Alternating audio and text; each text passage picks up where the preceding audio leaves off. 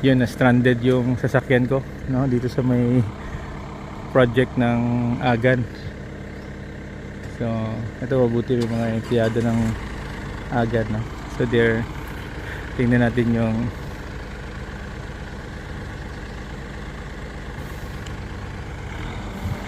laki ng hulog, oh. Tapos these are mga coconut areas here, no? Hindi natin dahan-dahan.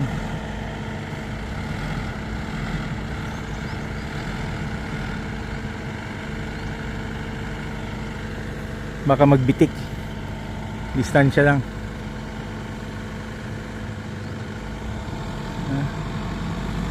Ayan, ayan. Okay, ah.